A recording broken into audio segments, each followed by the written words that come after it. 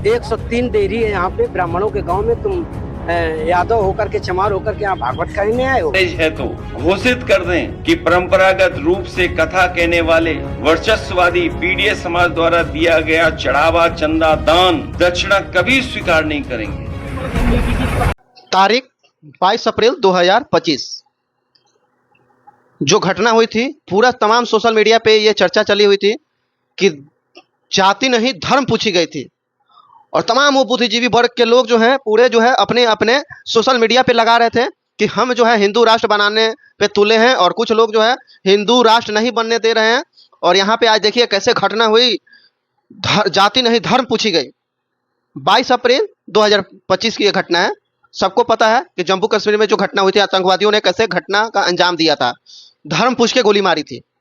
अब जो है ठीक 22 मई और 22 जून यानी ठीक से 2 महीना बाद 22 जून 2025 को उत्तर प्रदेश के इटावा में एक घटना होता है, जहां पे धर्म नहीं जाति पूछकर टकला कर दिया गया और उसके ऊपर पेशाब छिड़कवा दिया गया।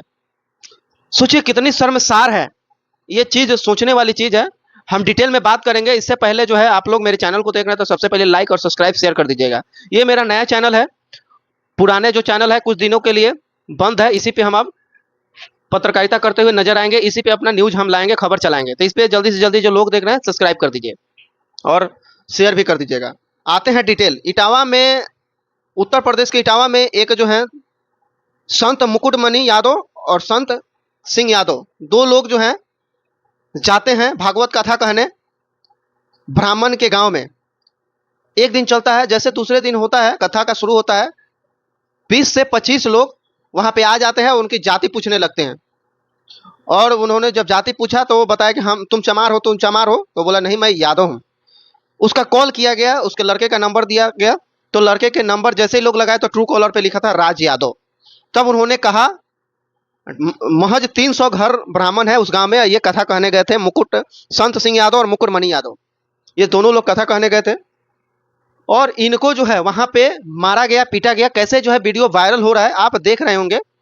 और उस पर उनका चोटी जो होता है छील दिया गया कि तुम्हारी हिम्मत कैसे हुई जो तुम यादव होकर कथा कहने आ गए हो ब्राह्मण के यहाँ।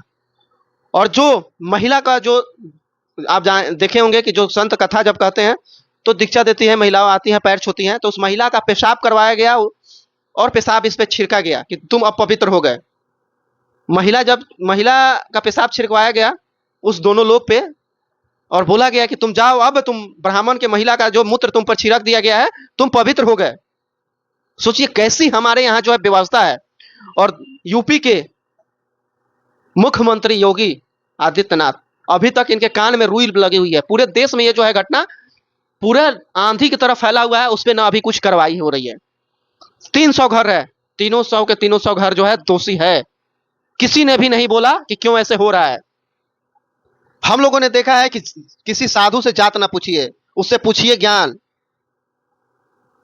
और आप जो है सिर्फ ब्राह्मण नहीं होने के कारण उसका जो है ये दुर्दशा आपने कर दिया। चलो यहां कुछ लोग बोलेंगे कि नहीं, वो अनपढ़ लोग थे, नहीं समझ पाए, तो वो जाति का भेदभाव कर दिए। लेकिन दूसरे खबर की ओर हम ले चलते हैं। इंडिगो के कैप्टन ने अपने को पायलट को गरियाते हुए बोला कि तू दलित है, तू सड़क पर जा और जूते सिल। सोचिए, इंडिगो के कैप्टन, ये जो को पायलट है वो बेंगलुरु के रहने वाले हैं, और घटना जो है गुरुग्राम में होता है। और ये सरेआम जो है उस को पायलट को बोलता है इंसान कि तू दलित है, तू सड़क पे जाके जूते चप्पल सी, यहां से भाग। अब सोचिए कितनी शर्म की बात है। गुरुग्राम में भी बीजेपी की सरकार है और यूपी में भी बीजेपी की सरकार है, दोनों जगह इस तरीका से हो रहा है। दोस्तों कितनी शर्म की बात है कि आज भी कुछ लोग जो है ऐसे मानसिकता के हैं। भगवान श्री राम ने तो जब जूठे बैर खाए सबरी के, तो उन्होंने कोई जात और धर्म पूछ के तो नहीं खाए थे। भगवान श्री कृष्ण ने सुदामा से दोस्ती की, मित्रता की, तो उससे जात पूछ के तो नहीं किया था, उसमें कोई भेदभाव तो नहीं किया था। उस समय सुदामा जाति के ब्राह्मण थे, एक दलित थे भी बदतर व्यवस्था थी उस समय, उनका सर पे और तन पे कपड़ा ढंग से नहीं था, फिर भी भगवान कृष्ण ने उनको गले लगाया, उनको कहां से कहां पहुंचा दिया। उस भगवान कृष्ण के वंशज को ऐसे किया जा रहा है, सोचिए ब्राह्मणों के द्वारा, शर्म की बात है। और यहां पे जात की बात नहीं है दोस्तों, यहां पे बात है उस मानसिकता की। क्या कोई ब्राह्मण ही मंदिर में पूजा कर सकता है? क्या भगवान सिर्फ ब्राह्मणों के लिए है, फॉरवर्डों के लिए है, ऊंची जातियों के लिए है, नीची जातियों के लिए नहीं है? यह भेदभाव किसने किया? अंग्रेज थे तो धर्म फैला के चले गए, और ये जो है ये लोग जब से आए हैं, जब से जाति में बांट देना चाहता है। वो हमने बात सुना था कि कटोगे तो बटोगे, हम एक है तो सेफ हैं। कहां गई ये? कोई आकर बोलेगा कि क्यों ऐसा किया गया, इसमें क्या सजा मिलनी चाहिए? क्या यूपी के मुख्यमंत्री आदित्यनाथ इस पे जितने लोग शामिल हैं पूरे के पूरे लोगों का घर बुलडोजर से ढाहेंगे? क्या कार्रवाई करेंगे? भविष्य में कोई ऐसी गलती ना हो, किसी को जाति देखकर, जाति सूचक शब्द बोलकर ऐसे घटना का अंजाम न दिया सके। इसके लिए सरकार को सख्त से सख्त कानूनी कार्रवाई करनी चाहिए, जो कि जब भी लोग जाति का भेदभाव करे तो उसका रोम रोम खड़ा हो जाए। जाति कोई जन्म से नहीं बनता, हम आने के बाद हम जात में बटे हुए हैं।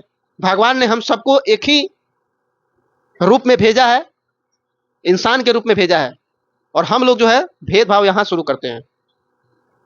तो ये बहुत दयनीय घटना है, और ये इस पे योगी सरकार को और मोदी जी आकर बिहार में सिर्फ बातें तो बड़ी बड़ी कर जाते हैं, लेकिन वही यूपी में इतना बड़ा घटना होता है, जंगल राज, महाजंगल राज चल रहा है, उस पर नहीं बोलते हैं। बीजेपी शासित राज्यों में इतना बड़ा बड़ा घटना हो रही है, उस पर कोई नहीं कुछ बोलता, लेकिन जैसे बात आती है बिहार की तो 20 साल पहले की बात करते हैं। उनसे ये नहीं बोला जाता कि 20 साल नहीं, थोड़ा 30-40 साल पहले की बात करें, 47 की बात करें, उनको ये जुबान लड़खड़ाने लगती है। सबको पता है दोस्तों कि बिहार में क्या होता था 90 के पहले, और वही जो है आज यूपी में हो रहा है। इस पे अगर लगाम नहीं लगाई गई, कानूनी व्यवस्था अगर ढंग से नहीं हुई, तो शायद वो दिन दूर नहीं है जिसपे हम लोगों ने देखा है कि महाभारत हुआ था। आपस में बढ़ जाएंगे हिंदू राष्ट्र बनाने वाले धर्म के ठेकेदार, आज आकर कुछ बोलेंगे क्या? बड़े बड़े मंच के शेर जो हैं, बागेश्वर बाबा, जो ठीक से पढ़े भी नहीं है उतना, और आज जो है कथा वो कहने लगे हैं। क्यों कहने लगे हैं? क्योंकि वो ब्राह्मण है, और एक विद्वान जो है पढ़ा लिखा है, अगर वो दलित जाति से है, दूसरी जाति से है, तो वो कथा नहीं कर सकता है, उस पर पेशाब छिड़का गया। सोचिए कितनी शर्म की बात है। इस न्यूज को आप लोग कैसे देखते हैं दोस्त, जरूर आप कमेंट शेयर जरूर कर दीजिएगा, और सब्सक्राइब जरूर कर लीजिएगा। हम फिर आएंगे दूसरे एपिसोड में लेकर, तब तक के लिए इजाजत दीजिए। जय हिंद, जय भारत। कथा वाचन को जिन्होंने भावना की जगह व्यवसाय बना लिया है, व्यवसाय बनाने वाले लोग हमारे इटावा कथा वाचन पीढ़ी अपमान कांड उन्हीं कुछ प्रभुत्ववादी और वर्चस्ववादी की वजह से घटित हुआ है। अगर पीड़ित समाज के इन लोगों को इतना ही परहेज है तो घोषित कर दें कि परंपरागत रूप से कथा कहने वाले वर्चस्ववादी पीड़ित समाज द्वारा दिया गया चढ़ावा, चंदा, दान, दक्षिणा कभी स्वीकार नहीं करेंगे।